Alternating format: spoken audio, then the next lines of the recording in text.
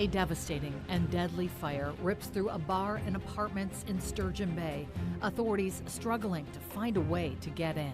The building right now is deemed very compromised. The building in downtown, rich with history, now gutted.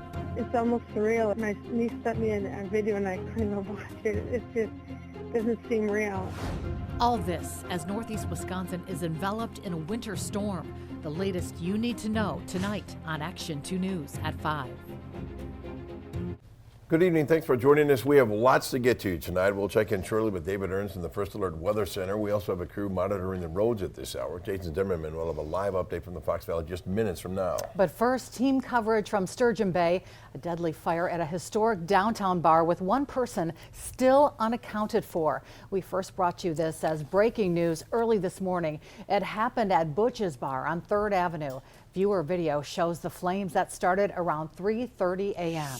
Our live team coverage in Sturgeon Bay starts with Casey Torres. Casey, what have you been learning about the search today?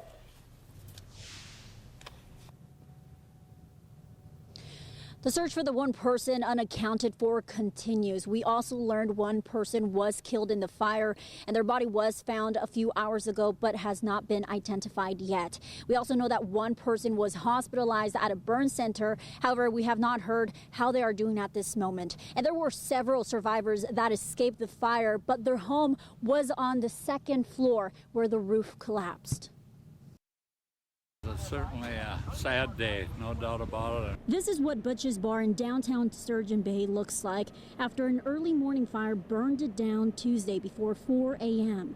Only charred brick walls are left of what was once a popular hangout spot for locals like Richard Bone. Well, I haven't been in there maybe in 10 years, but before that, I'd go there. The bar also had 2nd floor apartments that some people called home before they came crashing down. There are 20 available rooms that were above Butch's Bar. 9 were rented. Several renters now need a new home. Amy Conley from United Way has been, her office has been in contact with the renters that we have here that are displaced, trying to find them shelter and long-term housing. 9 agencies helped out with the fire in the middle of a winter storm and bitter cold. There's a lot that goes into this. There's a lot of training that goes into this, and that's what they train for. But it still doesn't make it any less uncomfortable, especially with conditions like this. It's a sad day for that old bar and building and the people associated.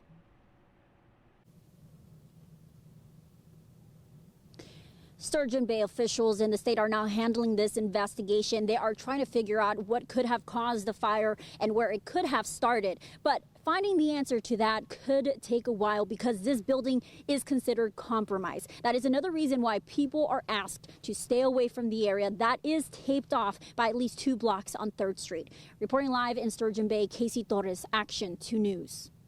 Thank you, Casey. We've also been learning about the history of Butch's Bar and its value to the community. Kaylin Schumacher has details on that. Kaylin. Yeah, Bill, I got to talk with the Door County Historical Museum today, and they told me that while the bar has been here since the 70s, the building itself was actually first built in 1904, back when the roads were nothing but dirt. And kind of its purpose, it actually hasn't changed that much in the 120 plus years that we're talking about. In the more than 120 years that it's been around, Butch's Bar has held a handful of names, owners, and purposes, ranging from a hotel to an Eagles club. Pretty fascinating stuff, and one of the most significant historic buildings in that area for sure. Years ago, it was called the Eagles Club. And they used to hold meetings upstairs. It was a whole open area. When my uncle took it over, he made rooms upstairs, sleeping rooms. But patrons say its varied history is what made it so great today. Being in there, you definitely did feel the history, and you felt those years and years of people putting their heart and soul, bringing those community memories into that space.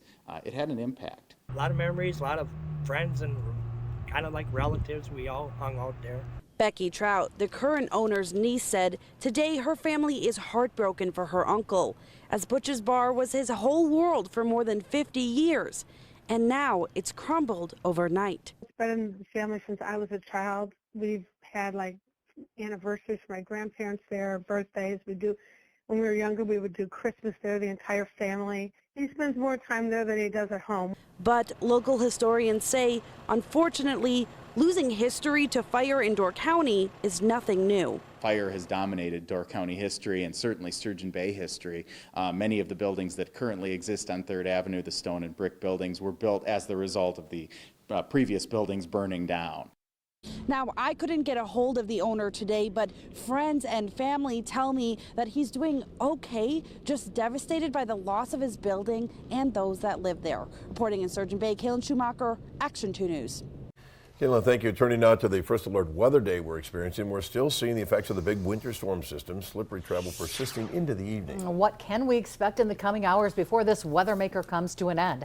Meteorologist David Ernst joining us now with a look at that first alert forecast. David. Yes, Cammie and Bill, we're in the waning stages of the falling snow and wintry mix, but roads are going to remain slippery across the area through the rest of this evening and overnight. You see a number of slippery stretches reported through the Fox cities, ice-covered roads down to the southeast of Lake Winnebago. So it doesn't really matter where you are, you're likely to encounter some slippery stretches, especially as you get off into the more untreated roads. Here, a live look downtown Green Bay and a rather slushy-looking Walnut Street there below. In Appleton right now, you can see a few flakes coming across the screen. Also looking like slower travel down College Avenue. In Oshkosh, doesn't look like we have too much snow coming down. Roads here look a little bit more wet downtown, but again, as you start getting off of those more well-traveled, well-treated routes, you're going to encounter more snow and slushy spots. Shawano looking more like Oshkosh there. Don't see any real steady snow coming down, and the roads don't look too bad here downtown, but again, you're going to encounter pockets where it's definitely worse throughout the area. In Sturgeon Bay and southward, we have a little bit of light snow coming down. Same goes from the De Pere area through Wrightstown into Calumet County. And as you get from Shawano, just southeast of Shawano down towards the Seymour area and Outagamie County, we're seeing some steadier snow, a few pockets of steadier snow across northern areas, also dealing with a little bit of light snow there. But the steady activity is pushing away from the area. We'll have to keep an eye on what you see there around Minneapolis to see if that tracks into the Northwoods late. But most of us are getting out of the snow as we speak. We'll talk more about another round that could be moving through later this week coming up. Thanks, David. As this system rolls through, as David mentioned, there are still some travel concerns. So let's check in with our crew in the Fox Valley. Jason Zimmerman has been keeping an eye on the roads. So Jason, tell us what it's like out there right now. Yeah, Cammie, we've been out on the roads for the past several hours, and they continue to get better. We're on Interstate 41 right now, Winnebago County, just passing through Neenah, and we're going about 60 miles an hour. A lot of vehicles are going even faster than us, so you can see here, including this truck that just kind of blew by us here. So you can see the roads here in pretty good shape. There's still some slippery spots if you're traveling in town, some scattered slick spots, but a lot of slush on the roads. They're really wet right now, so that's also giving us some traction, which is actually good if you have to put on the brakes. But again, we've seen the plows out, and they seem to be doing a pretty good job. You know, obviously much better than it was this afternoon. And some of that is due to the fact that we aren't seeing any more snow or just a light misting right now that's coming down. So we'll continue to keep you posted throughout the evening. Reporting live in Winnebago County, Jason Zimmerman, Action 2 News. Jason, thank you. Another story getting a whole lot of speculation in the past 24 hours, the future of Aaron Rodgers and when he'll reveal his decision about whether he'll stay with the Packers, go elsewhere, or leave football altogether. Chris Rothorn is down in the studio with what all those questions amounted to today. Chris. Well, Bill, it was a late-night cryptic Instagram post and then a surprise appearance on the Pat McAfee show, and it all adds up to no new news from Aaron Rodgers. The four-time MVP wasted zero time today in squashing any hope of an announcement about his future by saying right off the bat, that wasn't going to happen. He just finished a 12-day cleanse program yesterday called Panchakarma. You feel free to look that up if you like. And he knows the clock is ticking down towards the start of the new league year, which is on March 16th. His future plans absolutely must be ironed out by then. The Packers, of course, want him back, so the ball is in his court. I've obviously had thoughts about it and have had thoughts throughout the season and throughout the offseason, even during PK. But there's conversations to be had and a few more things to contemplate, but it won't be long, and I'm not going to hold anybody hostage in this. I'm not going to do that. Obviously, I want to feel certain about it, and when I do, I'll make a decision, and we'll just move on and move forward. Well, of course, the Packers cannot move forward until knowing what he's going to do due to their salary cap situation. And today, remember, begins a 14-day period to provide some clarity on Davante Adams' situation, which, of course, impacts Rodgers and vice versa. More on that coming up in sports. Bill? All right, Chris, thank you much. Still, President Biden announces new sanctions against Russia. Next at 5, the movement's happening right now with the Russian, Ukrainian, and U.S. militaries. Welcome back to Action 2 News at 5. President Joe Biden orders heavy U.S. financial sanctions against Russian banks and oligarchs, even as Russian lawmakers have now authorized Vladimir Putin to use military force outside the country. And President Biden accusing Putin of violating international law and what he called the beginning of a Russian invasion of Ukraine. In response, the U.S. and the EU have agreed on an initial set of sanctions. That means we've cut off Russia's government from Western financing. It can no longer raise money from the West and cannot trade in its new debt on our markets or European markets either. We'll also impose sanctions on Russia's elites and their family members. They share in the corrupt gains of the Kremlin policies and should share in the pain as well. The president also says he's moving more U.S. troops to the Baltic states on the eastern edge of NATO, while Ukrainian activate some reservist troops. Russian troops have been rolling into rebel-held areas in eastern Ukraine after Putin recognized the areas as independent. The 3 men convicted of murder in Ahmaud Arbery's death have now been found guilty of federal hate crimes in that case. Travis and Greg McMichael and William Bryan hearing the verdict today, nearly 2 years after Arbery's death in Georgia. All 3 men were already sentenced to life in prison after a state trial. And closing arguments happening today at the federal trial of 3 Minneapolis police officers charged with violating George Floyd's civil rights. Attorneys for the men arguing their training was inadequate and that Derek Chauvin, the senior officer on the scene during Floyd's arrest, was solely responsible for his death and ignore the other officers' concerns about Floyd's restraint. When we return, the state legislature takes up measures that would change election and voting rules. And what lawmakers want to change about schools. That's coming up next year on Action 2 News at 5. And wintry weather winding it down tonight, but here's a preview of Pinpoint Predictor on Thursday night. The next round of snow arriving then. We'll talk more about what to expect snow-wise later this week, coming up after the break. From WBAY TV, Bill Jartz and Cammie Rapson, this is Action 2 News at 5, your first alert station. Well, let's get right back to that first alert weather day. More ice, more snow have been coming through this afternoon, maybe both. It really depends on where you are. You're looking live right now on our Manitowoc Skycam, and meteorologist David Ernst is here with your full forecast. David. Yes, Cammie, we're going to see the snow wintry mix start to wrap up later on this evening. Right now, there is a band of light snow stretching essentially from the Menominee County, Marinette County line right down through Oconto, Green Bay, and into Calumet County. Also, a few little pockets of light snow across eastern parts of Shawano County and into Outagamie County. Farther north, light snow extends all the way into upper Michigan, and we're going to continue to see these snow showers and any wintry mix in here lifting out towards the northeast over the next few hours. Now, there is a developing area of snow back towards the Twin Cities here into Minnesota. I would expect that to lift into northwestern parts of Wisconsin, so largely missing our area later on this evening. Temperatures right now anywhere from the mid-teens into the lower 20s, and those readings should start to settle down through the teens with time this evening. Our first alert weather day will come to an end later on tonight as any snow and mix moves out, but it's likely that travel problems will persist through the night. So let's get into your forecast here. First alert pinpoint predictor. We'll pick it up at 7 o'clock. And again, there could still be a few lingering light snow showers, especially across Door County, eastern parts of Wisconsin,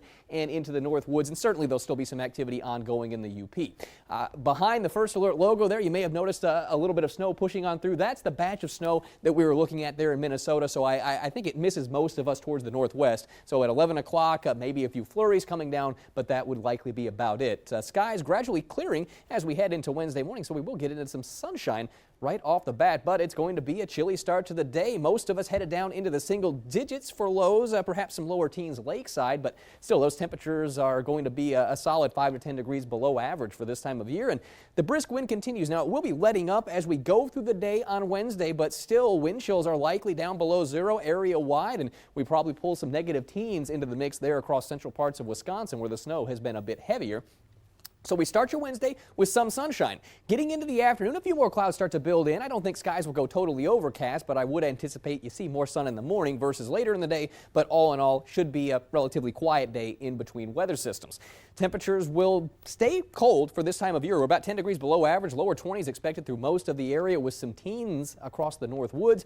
Winds, as I mentioned, die down through the day, so could still see sustained speeds up around 10 miles per hour into the early afternoon with some gusts 15 to 20 in there, but late in the day, that wind should really let up. Still, though, even at 3 o'clock in the afternoon, we're probably going to see that wind chill about 10 degrees colder than the actual air temperature, so doesn't get much warmer than teens for a wind chill in the afternoon.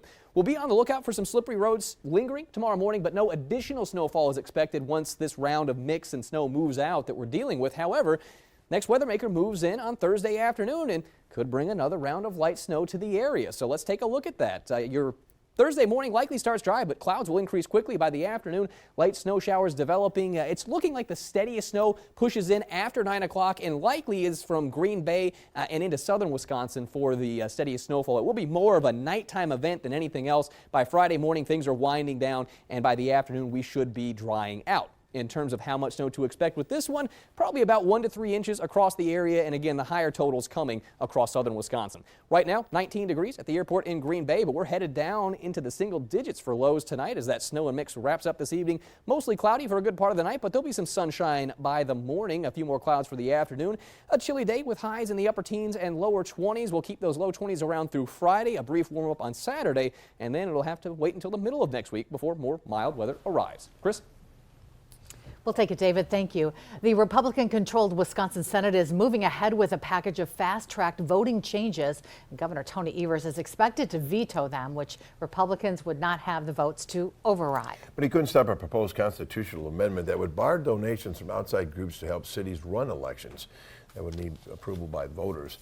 Other bills would prohibit anyone other than the voter from returning an absentee ballot and ban clerks from filling in any missing envelope information and limit who can claim to be indefinitely confined and vote absentee without a photo ID. Another measure that would give the legislature control over guidance delivered to local clerks and how the State Elections Commission spends federal money. Another would allow the legislature to cut funding for any department that violates election law. Other measures moving forward today, the Senate takes up a proposed constitutional amendment that would require court officials to consider a defendant's risk to public safety when setting bail. And the Assembly is taking action on a parental opt-out from a face mask requirement at schools and a bill to ban universities and colleges from teaching critical race theory. Chris Ross once again back with us with sports. Chris. All right, Bill, we'll have more from Aaron Rodgers and his appearance on the Pat McAfee Show today, along with the return of one of his favorite coaches, plus an update on one of the MVP's favorite targets. Well, let's be honest, it is his favorite target. Davante Adams, as free agency gets closer. Those stories when we come back. First Alert Weather with meteorologist David Ernst. Sponsored by Tundraland, home to beautiful kitchens, bath remodeling, and custom decks. Here's Chris Roth from Action 2 Sports. Sponsored by the Orthopedic and Sports Institute of the Fox Valley, home for robotic surgery for hips and knees. How you doing, everybody? As we told you earlier, still no decision from Aaron Rodgers on his future with the Packers or the NFL in general. The quarterback saying today needs a little more time to talk to those closest to him and the team. When talking about that today on the Pat McAfee Show today, Rodgers name-dropped quarterbacks coach Tom Clements. Now, the Packers, you may recall, brought Clements out of a one-year hiatus to replace Luke Getsy, who left to become the Bears' offensive coordinator. Rodgers worked with Clements for 11 seasons under Mike McCarthy, a stretch that included a Super Bowl win and 2 of Rodgers' MVP awards. The game is better when Tom Clements is coaching because he's one of those special coaches. Doesn't get all the credit he deserves. He's kind of just been one of those lifer guys in the business. Fantastic teacher of the game and great for young players as well. Like when I was a young player, off season was obviously different back then, but man, he was instrumental in my development for sure. Well, today teams can begin placing franchise tags on free agents. That includes Rodgers' favorite target, Davante Adams. Since the end of the season, though, there have been no talks between the Packers and Adams' camp. That according to a report today by the Milwaukee Journal-Sentinel. Teams have until March 8th to use the tag or risk losing players to unrestricted free agency on March 16th. Well, this afternoon, the Packers also signed a kicker. His name is Dominic Eberle. Maybe some competition for J.J. Molson and even Mason Crosby. We'll be right back. We want to head back out to Sturgeon Bay. We've been following the deadly fire at a historic downtown bar there. Casey Torres has been at the scene getting updates throughout the day. Let's get back in and check in with her, with one person still unaccounted for. Casey.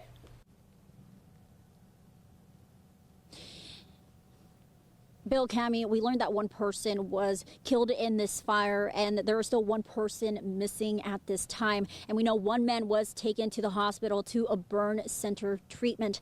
Now, I want to show you video from earlier this morning when the fire started before 4. You can see the flames just taking over the building, and it took 9 agencies to put out the flames. Now, this fire is still under investigation, and we'll have more information on that coming up on Action 2 News at 6. Cammie, Bill.